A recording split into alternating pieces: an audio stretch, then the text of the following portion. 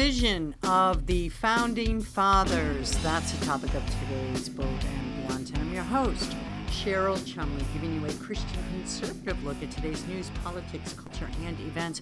How do you think Founding Fathers would have rated today's America in terms of staying in line with their visions, their dreams, their foundations for America?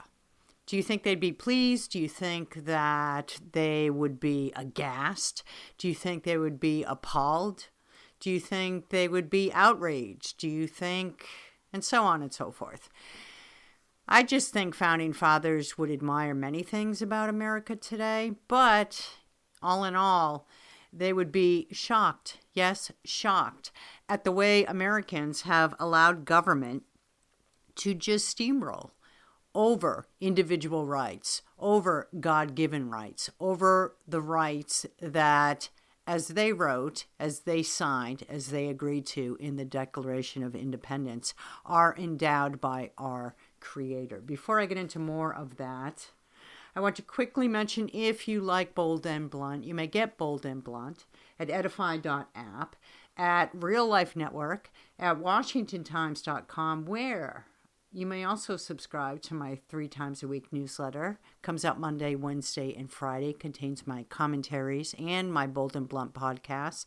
And you can get that by going to washingtontimes.com, scroll to the bottom of the page, find the newsletter section, click on it, and just enter your email. Enter your email address into Bold and Blunt with Cheryl Chumley. You'll get it right in your email box, as I said, 3 times a week. But if you don't want to go through that, you may also get Bold and Blunt wherever podcasts are available. I want to quickly mention, you may also get my latest nonfiction book. It's called God-Given or Bust: Defeating Marxism and Saving America with Biblical Truths. And when I talk about Marxism, I talk about basically all things today's Democrat Party. What a sad and sorry reality that Founding Fathers certainly would not approve. This from American Battlefield Trust. It talks about, it's just a bullet point list, 10 facts of the Founding Fathers. I found fact number 5 interesting. It goes like this. While they all played important roles, the Founding Fathers often disagreed with each other. The Founding Fathers, reading from this now, battlefields.org, are often viewed as largely in agreement and are often referred to as a single entity that all work together to create one American nation. In reality, they had extremely different views on all sorts of issues, including the role of the federal government, the issue of slavery, and how radical or moderate the American Revolution should be. At times, these differences of opinion destroyed friendships and threatened to pull the country apart. It is interesting that when you learn history in school, whether it's public school or private school, you don't have all the time in the world to cover American history, to cover the founding of America, the Constitution, and all the different viewpoints that went into forging our great government. So you sort of gloss over, you get the bullet points, right? And you tend to forget that these Founding Fathers, these individuals, and these women at the time, too, who were influential in pushing Founding Fathers to regard this versus that or that over this, they all had individual personalities that very frequently clashed. And they were very intelligent, very insightful, very thoughtful men, but they came together at the conventions, at the constitutional conventions, and they didn't all come together and coalesce over one single idea, over one grand vision, right? They believed in freedom and individual liberty, but the path they saw America's government should take to get there differed greatly. And so it's always interesting to me to read about founding fathers that really fought, in some instances, tooth and nail over their clashing ideas. And what came of that, no doubt, is the greatest documents in government history, right? The Declaration of Independence, the Constitution. But it was really hard fought, and I just find it very interesting and very much overlooked. The arguments, both petty and significant, that took place at the founding of this great nation. On inquiriesjournal.com, it talks more about the founding father differences. And let me read from this a little bit. It is common for Americans to imagine the early leaders of the American Revolution as a group of agreeable, flawless men. However, this sentimental portrait fails to recognize the vast differences that existed between the founders and the effect that these differences had on the early United States. The conflicts between the founders gave rise to a fundamentally different American nation than that which they originally intended to establish. Let me read a little bit more from here. Personal and political differences eroded the unity of the Founding Fathers and undermined their attempt to form a classical republic. These conflicts emerged in the face of both domestic and foreign policy issues and irreparably divided the founders along partisan lines. The founders' original vision of a republican government formed in the Greco-Roman manner ended up a casualty of political struggle. The structure that emerged as a result embodied compromise and debate between factions, not the realization of shared vision. And I'm going to read a little bit more further down in this piece, but I just want to say why I like to read about quarrels among founding fathers is that it actually gives a little bit of optimism today. When you think back about the fights founding fathers had to hammer out a constitution and a republic, and you see that they didn't all get along, it gives you a little bit more optimism, a cheerier outlook when you see the fights that take place today on Capitol Hill, among congressional members, between the executive and legislative branches, right? Because if you think back in the founding of our nation, if you believe that all the founders, all those who took part in forging our government just got along, they were all just merry little men just forging a document, never an argument, nary a disagreement, then you look at today's discussions and disagreements and disputes that take place with alarm because you think, oh, our republic is falling apart. But that's not true. That's not true, right? Because the arguments that happened at the beginning are very much like the arguments that take place today. And let me go back to inquiriesjournal.com to elaborate. The question of strong individual states as opposed to a strong federal government sat at the heart of the founders' disagreements and caused discord among them. Within the young country, the Federalists desired a strong national government, whereas the Republicans did not. Republicans feared that a federal government could become too powerful, particularly in its ability to levy taxes, to raise standing armies, and to incur a national debt to foreign nations. Doesn't that sound very similar to what goes forth today among congressional members, among the political parties, between Republicans and Democrats? Limited government versus big bloated government. All right, back to Inquiries Journal. Economic differences between Federalists and Republicans were a primary source of conflict. The most drastic point of contention centered on Secretary of the Treasury Alexander Hamilton's plan for a national economy and the opposition he faced from the Republicans.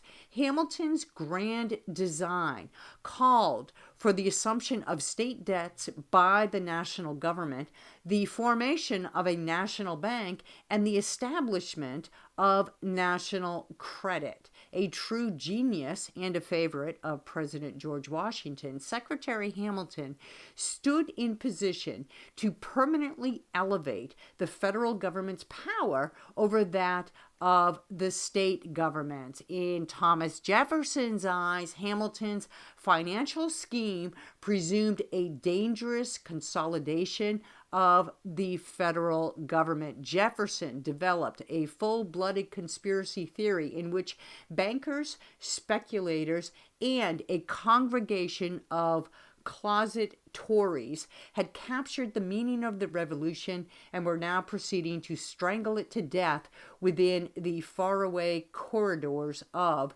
the Federalist government. Isn't that interesting, right? Isn't that interesting? The fights that resumed, the fights that went forth between the Tories and the Federalists, between those who thought state government should have the strongest power and federal government should be in the role of subservience to the strong state governments, and the reverse of that, right? And so much of that discussion, much of that very theme is carried forth today in political disputes. And what's interesting is that in the backdrop there, right, stood Benjamin Franklin, who basically favored diplomacy, who basically favored compromise, who basically pushed for these founding fathers, these fellow founding fathers, to strike a compromise that in the end would bring unity to America's early government. And I wonder what Benjamin Franklin would say today about today's government, about the role of globalism in America, about the ongoing fights that take place among congressional members, about the limits of government versus the expansion of government, about bigger, biggest government growing all the time. And luckily, my guest today has penned just recently a book about Benjamin Franklin. And guess what? He also happens to be a distant relative of Benjamin Franklin. His name is Mark Skousen. He's here on Bold and Blunt. I'm very happy to have this discussion with him today. What would Benjamin Franklin say about today's government? Mark, thank you so much for being on Bold and Blunt. It is so great to have you here. My pleasure.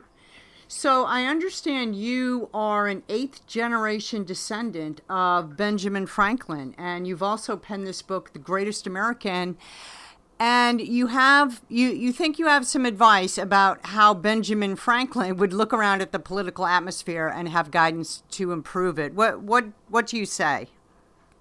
Yeah, I consider Franklin, and I'm not the only one, other historians have called him the most modern of the founders.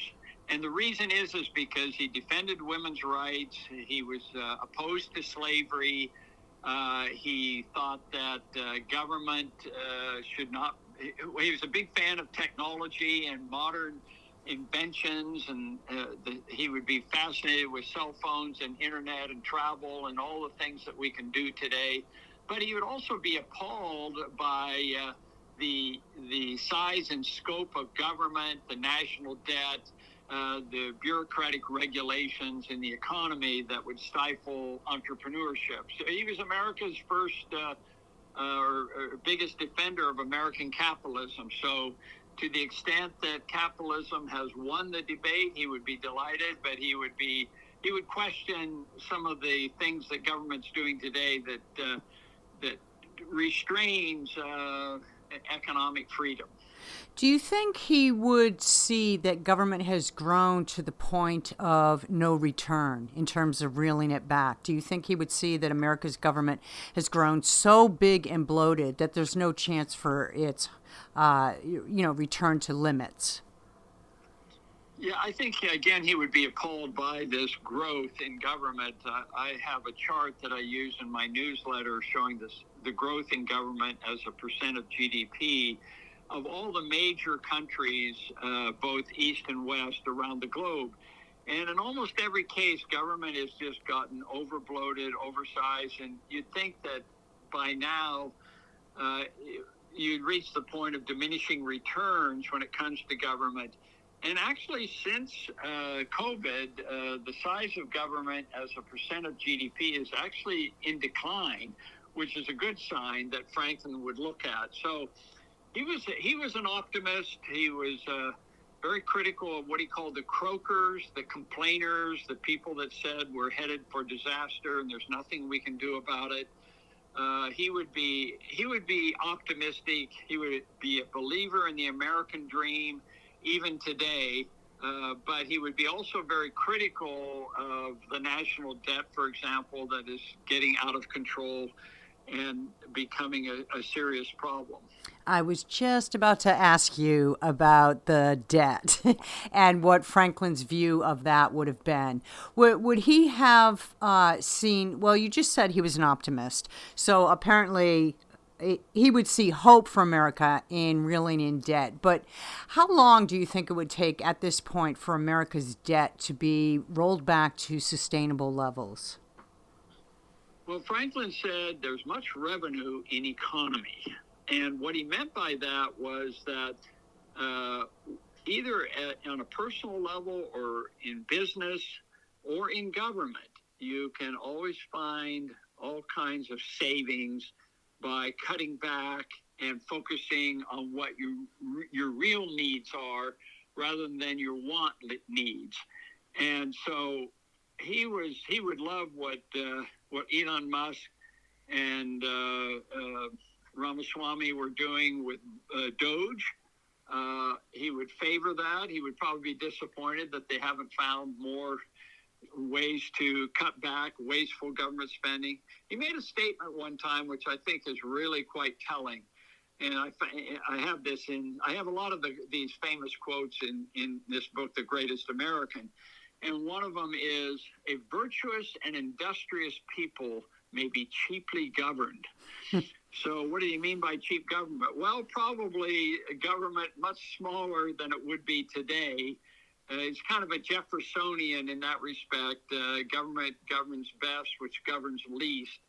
I don't think he would give up on it, but he would be appalled by the size and scope of government representing like 40% of GDP.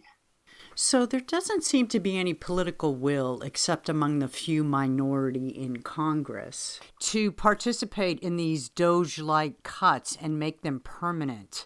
Would that have taken him off guard, that it seems like so many politicians are quite okay with spending above their means? Yes, I think that Franklin believed in very small government. He voted for the Constitution as a compromise position. He actually didn't want the executive to be as powerful as it is today with all these executive orders that the president can engage in and so forth. He'd like to see some restrictions on that. So the balance of power between the executive and the judicial and the legislative has gotten a little bit out of hand in that respect. And I'm not sure much can be done about that, given once you start a program, how difficult is it to end programs? And we've been trying to end the Department of Education for who knows since Reagan, right? Yes. And it hasn't been achieved, although Trump suggested the idea that it be eliminated. Franklin would support these kind of aggressive, strong arguments or policy changes in the beginning of your administration. You have to do it now, or you're never going to accomplish anything in the last 2 years of your administration. You mentioned the Department of Education, and that's been a long time promise of Republicans to do away with that agency. But what other agencies do you think that Franklin would see as feasible of abolishing? Well, that's a good question. He was a free trader. I think he would want to see free and fair trade as much as possible around the world. So he would be hopeful that President Trump's efforts in that regard shows a reduction in trade barriers. And barriers, you have to broaden it to include beyond tariffs. I think he's using that as a weapon to force foreigners to open up their markets more. So many of these markets are based on non-tariff type of regulations and restrictions and licensing and putting in all kinds of requirements that keep these countries from accepting American goods.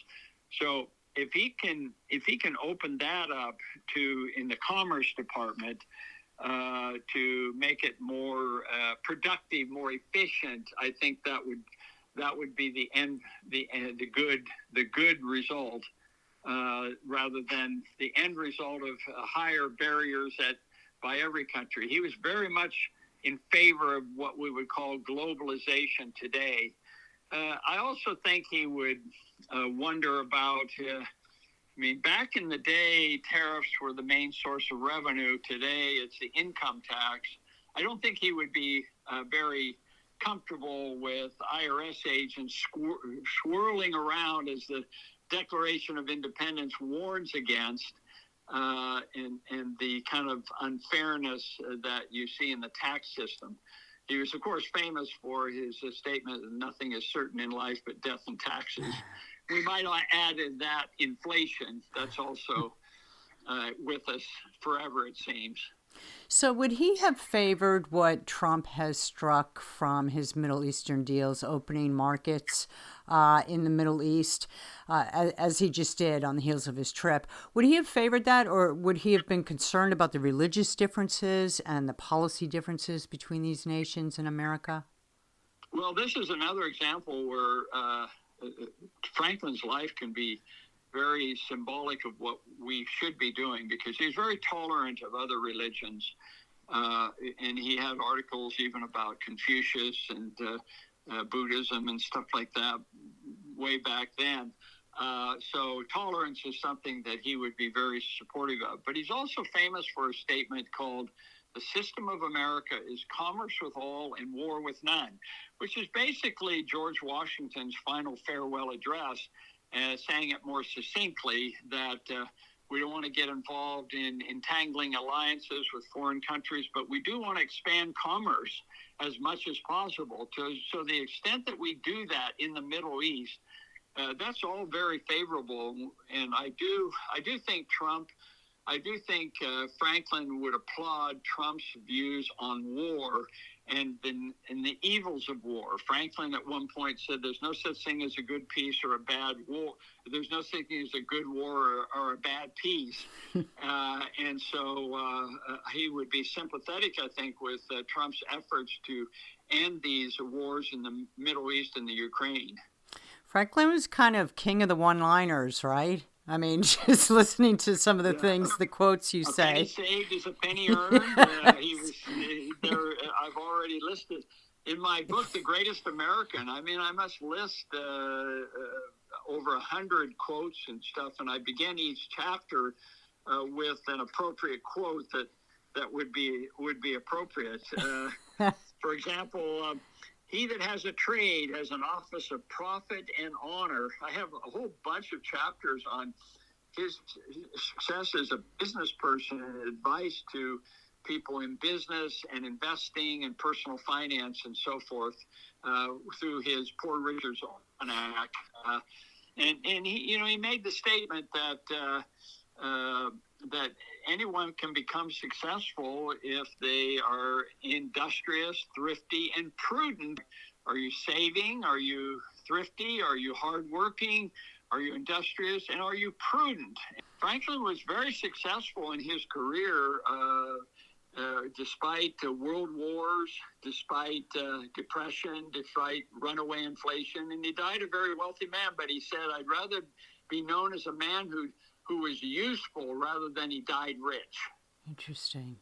So looking at presidents of modern time, who would Franklin have considered one of the better presidents in terms of what founding fathers gave us in America? Who would he have admired, and who would he have thought was way off base in terms of governing? I think he believed in a strong government and limited but strong government. But he doesn't like divisiveness. He's very critical of labeling and trying to divide people and stuff. He wants to bring Americans together again. He was a diplomat. Remember, he was America's first ambassador to France. The French people loved him. Meanwhile, John Adams and the other commissioners were very critical of the French. They didn't raise any money. Franklin was able to raise all this money. So the French, without the French, the American Revolution probably would not have taken place, or it would have taken much longer. And that was all because Franklin learned the art, not the art of the deal, but the art of diplomacy. And that is absolutely essential for success. So I think Ronald Reagan, who worked very closely with Tip O'Neill and the Democrats to achieve what he could, he didn't get 100%. And Franklin was very much a believer in compromise. I mean, he supported the Constitution, even though he didn't agree with the House and the Senate being representing different groups and stuff like that. But he said, listen, we need to come together here. Constitution is going to provide the means by which we become a great and happy nation.